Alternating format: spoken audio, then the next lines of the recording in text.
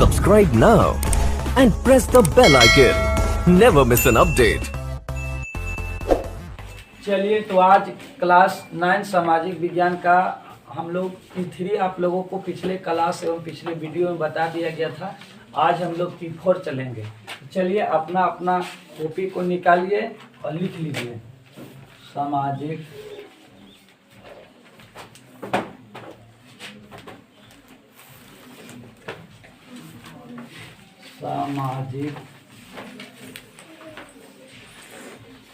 विज्ञान 9 क्लास ये है ना, 9 क्लास P4। P3 आप लोग को बता दिया गया था। आप सभी को मालूम है कि ये हम आप लोगों को P10 तक लेके चलेंगे, यानी 10 आप लोगों को पार्ट चलेगा और 10 पार्टों में मुझे उम्मीद है, मुझे पूरा विश्वास है कि आप अगर अच्छे ढंग से इसे पढ़ लीजिएगा तो आपका जो पहला टर्म में जो पहला एग्ज़ाम आप लोगों को दिसंबर में होने वाला है, वो एग्ज़ाम में आप अच्छा नंबर लाकर और आप अपने स्कूल, ट्यूशन एवं मम्मी पापा का नाम रोशन कर सकते हैं। और साथ ही साथ आप लोगों को ये P10 ख़त्म हो जाएगा तो आप लोगों को फिर बोर्ड का जो फरवरी में एग्ज़ाम होने वाला है उसके लिए बताया जाएगा। तो चलिए, आज का पहला क्वेश्चन है, फ्रांस की क्रांति कब शुरू हुई? फ्रांस की क्रांति कब शुरू हुई? आप सभी को मालूम है कि फ्रांस में क्रांतिकारी हुई थी, तो फ्रांस की क्रांति कब शुरू हुई थी उसके बारे में हम लोग चलेंगे। ऑप्शन नंबर ए 14 जुलाई 1789 ईस्वी,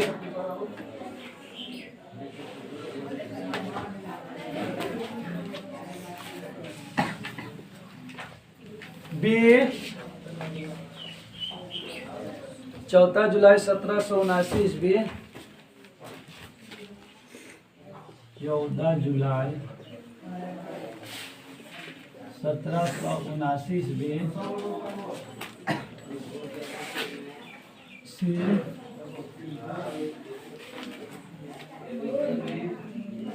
14 जुलाई 1769 ईस्वी और 14 जुलाई 1749 ईस्वी।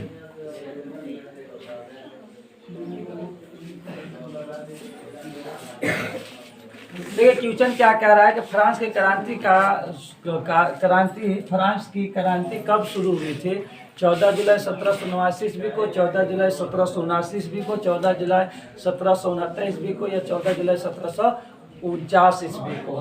तो आप सभी को मालूम होगा, जब भी एग्जाम ऐसा अगर एग्जाम में क्वेश्चन पूछेगा तो आप याद रखेंगे कि 14 जुलाई 1789 ईस्वी को फ्रांस की क्रांति शुरू हुई थी। आप आंसर लिख लेंगे ऑप्शन ए, टिक लगा लेंगे और टिक लगाने के बाद आपको OMR शीट पर पेपर भर लेना है। चलिए, दूसरा क्वेश्चन है, फ्रांसीसी समाज में सत्ता और सामाजिक हैसियत को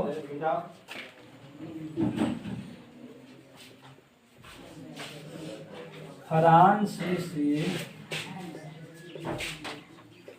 समाज में सत्ता और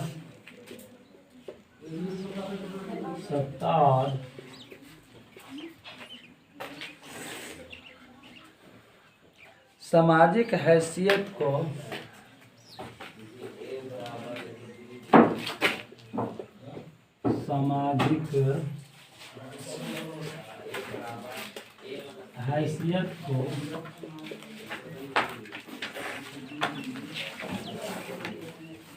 अभिव्यक्त करने वाली श्रेणी को क्या कहा जाता था? अभिव्यक्त करने वाली श्रेणी को क्या कहा जाता था? अभिव्यक्त करने वाले श्रेणी को क्या कहा जाता था? ये कह रहा है कि फ्रांसीसी समाज में जो सत्ता में या सामाजिक हैसियत के अनुसार जो व्यक्ति रहते थे उसे कैसे बांटा करते थे, किस अनुसार बांटा करते थे, है ना, कैसे वो श्रेणी लाया करते थे, तो किस हिसाब से वहां पे कौन सा था। तो ऑप्शन या ए सामंत,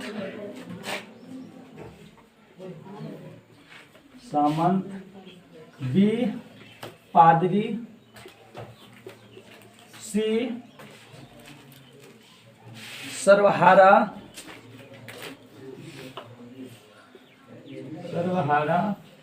और डी स्टेट। क्या कह रहा है कि फ्रांसीसी समाज में सत्ता और सामाजिक हैसियत को अभिव्यक्त करने वाली श्रेणी को क्या कहा जाता था। तो याद रखिएगा, जब फ्रांस में जो सामाजिक और जो समाज में अभिव्यक्त जो हिसाब से रहा करते थे उस हिसाब से उनको बांटा जाता था। उसे हम 3 भागों में बांटा गया, आप लोगों को पता है, प्रथम स्टेट, द्वितीय स्टेट और तृतीय स्टेट। तो वहाँ पे स्टेट के अनुसार बांटा जाता था। तो हम क्या लगा देंगे, ऑप्शन बी। कि फ्रांस में जो सामाजिक और हैसियत के और सत्ता के जो काबिल थे उन लोगों को स्टेट में विभाजित किया जाता था, स्टेट में अभिव्यक्त किया जाता था, स्टेट में बांटा जाता था, है ना। प्रथम स्टेट जो जिस हिसाब से रहा करते थे उस हिसाब से उसको स्टेट बाय बांटा करते थे, वहाँ स्टेट चलता था। कोई दिक्कत। अगला तीसरा क्वेश्चन, मार्सिले क्या है। उसने आगरा नहीं देखा था। मार्सिले क्या था। दूसरा लिखिएगा, मेरे क्या जाने है के पहले शिक्षक ने मार्सिले क्या है। ऑप्शन नंबर ए रूस का राष्ट्रगान, मेरे जाने के पहले रूस का राष्ट्रगान ने नहीं पढ़ाया रूस था। का राष्ट्रगान,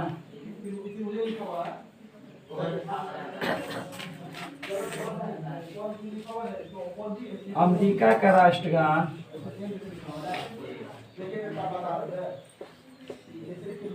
मेरे जागने से पहले भारत का राष्ट्रगान,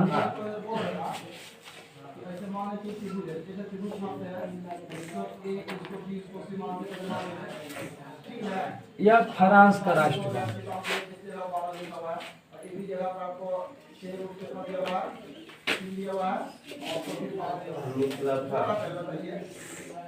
फ्रांस का राष्ट्रगान। मार्सिले क्या है। चौथा लिखिएगा, मार्सिले क्या है।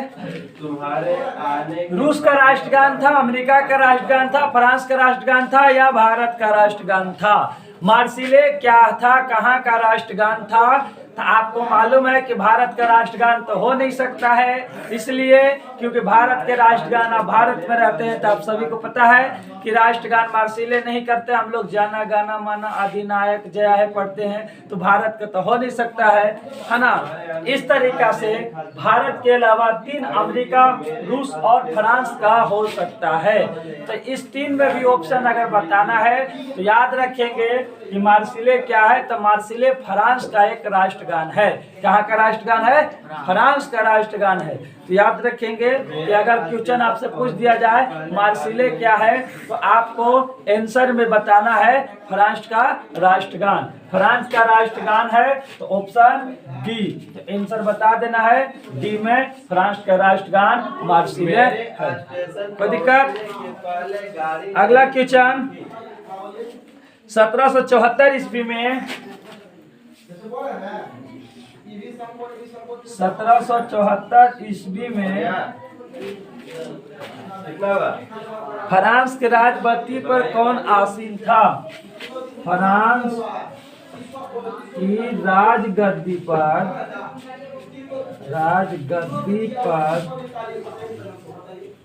कौन आसीन था।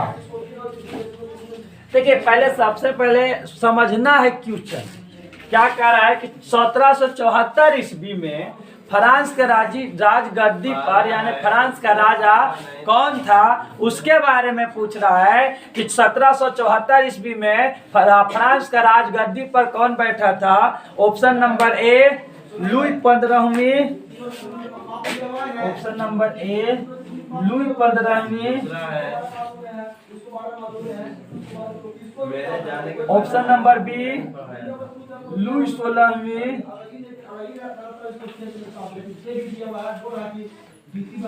Option number C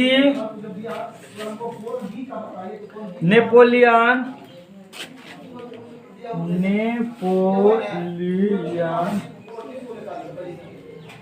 option number D Lenin. क्या कह रहा है कि 1774 ईस्वी में फ्रांस के राजगद्दी पर कौन आसीन था।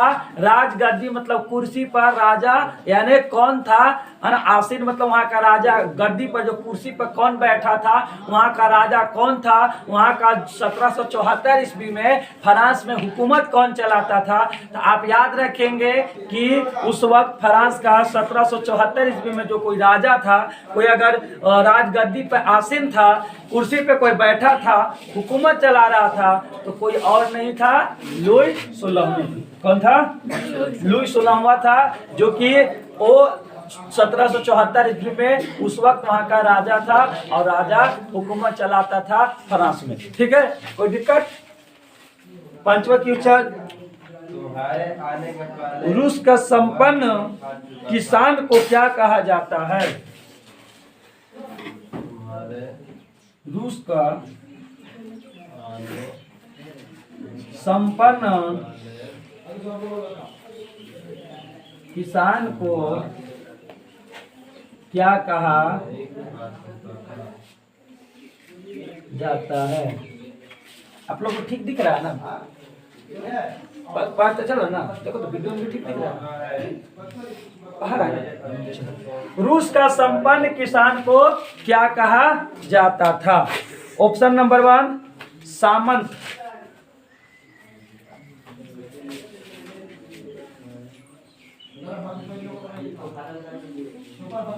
बी पादरी, सी मसाई,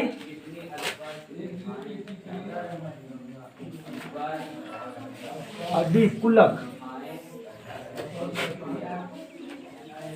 रूस का संपन्न किसान को क्या कहा जाता था, है ना। देखिएगा कि हर देश में, हर जगह पे, हर राज्य में, हर जगह पे सब लोगों को अलग अलग कहते हैं, है ना। तो याद रखिएगा कि रूस का संपन्न किसान को क्या कहा जाता था। तो रूस को संपन्न किसान को कुलक कहा जाता था। क्या कहते थे? कुलक लोग कहते थे, है ना। जो वहां पे रूस में जो संपन्न किसान थे, है ना, उन लोगों को क्या कहा जाता था? रूस कहते थे, सॉरी कुलक कहा जाता था। वहाँ के रूस के किसान को कुलक कहा जाता था। तो ऑप्शन में आपको कुलक लगा देना है, डी में। ठीक है, तो ये आपका 5 क्वेश्चन हुआ। चलिए हम आज इसको दोबारा और समझा दे रहे हैं आप लोग को। सभी लोग इधर ध्यान देंगे ताकि आप लोगों को एक बात आप लोग ध्यान देंगे कि जब तक आप अपने क्लास रूम में ही नहीं जब तक अपने समझ पाते हैं, तो मैं गारंटी देता हूं कि आप घर पर जाकर नहीं समझ पाइएगा। इसलिए कि जब आपको समझ में नहीं आएगा तो आप अपने टीचर से पूछ सकते हैं, क्योंकि आप यहाँ पे सवाल अगर किसी तरीके से भुला भी जाते, नहीं भी समझ में आता है, तो आप टीचर से पूछ सकते हैं, तो टीचर आपको बताएंगे। लेकिन आप घर चले जाते हैं तो घर जाने के बाद यहाँ नहीं समझ में आएगा, तो घर पर तो कोई बताने वाला नहीं है, इसलिए समझ में नहीं आएगा। तो आप लोग इधर ध्यान दीजिए और सबसे ज़्यादा प्रयास कीजिए कि 75% जो भी क्वेश्चन समझिए, है ना, 75% याद रखें कि आप अपने क्लास में ही समझने का प्रयास कीजिए, 25% घर समझने का प्रयास कीजिए। ऐसा नहीं कि 25% यहाँ समझिए और 75% घरे समझिए, तो आप बेकार हो जाइएगा। आपको ट्यूशन आने से और जाने से कोई फायदा नहीं होगा। इसलिए आप 75% प्रयास कीजिए समझने का। नहीं समझ में आता है तुरंत टीचर से पूछिए, किसी भी सब्जेक्ट में, किसी भी कोचिंग में, किसी भी स्कूल में। तो चलिए हम आप लोग को दोबारा समझाने का प्रयास करेंगे। फ्रांस की क्रांति कब शुरू हुई? फ्रांस की क्रांति कब शुरू हुई? तो याद रखेंगे तो ऑप्शन अनेक प्रकार के दिया हुआ रहेगा। 14 जुलाई 1789, 14 जुलाई 1779, 14 जुलाई 1769 और 14 जुलाई 1749। तो याद रखिएगा कि इस तरीका से ऑप्शन आएगा। तो याद रखिएगा 14 जुलाई 1789 के अलावा कुछ भी ऑप्शन दिया हो तो आपको उसमें टिक नहीं लगाना है, इत्मीनान से आपको दिखना है, समझना। और 14 जुलाई और 1789 पे क्या कर लेना है? टिक लगा देना है। आपका आंसर 14 जुलाई 1789 होगा। कोई दिक्कत है? चलिए आगे है फ्रांसीसी। फ्रांसीसी समाज में सत्ता और सामाजिक हैसियत को अभिव्यक्त करने वाले श्रेणी को क्या कहा जाता था? फ्रांस में जो अभिव्यक्त जो श्रेणी को बांटा जाता था, है ना, उस श्रेणी का क्या नाम था? उसे क्या कहते थे? तो याद रखिएगा कि उस श्रेणी को स्टेट कहते थे। प्रथम स्टेट, द्वितीय स्टेट, तृतीय स्टेट आप लोगों को बताया गया है। तो स्टेट में श्रेणी में विभाजित उन लोगों को किया जाता था। तो हम क्या लगा देंगे? स्टेट। क्या लगा देंगे? स्टेट। अगला कह रहा है मार्सिले क्या है? मार्सिले क्या है ना? तो ऑप्शन है रूस का राष्ट्रगान, अमेरिका का राष्ट्रगान, भारत का राष्ट्रगान या फ्रांस का राष्ट्रगान। तो भारत का राष्ट्रगान तो हो नहीं सकता है, आपको पता है कि भारत का राष्ट्रगान जन गण मन है ना। लेकिन 3 ऑप्शन और है, तो इस 3 ऑप्शन में फ्रांस का राष्ट्रगान मार्सिले है।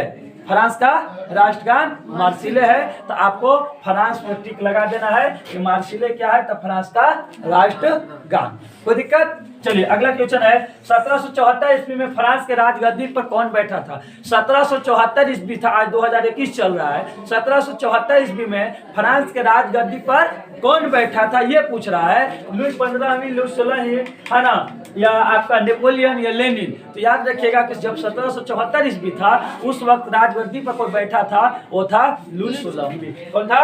लुई 16वीं राजगद्दी पर बैठा था और फ्रांस का हुकूमत चला रहा था। कोई दिक्कत?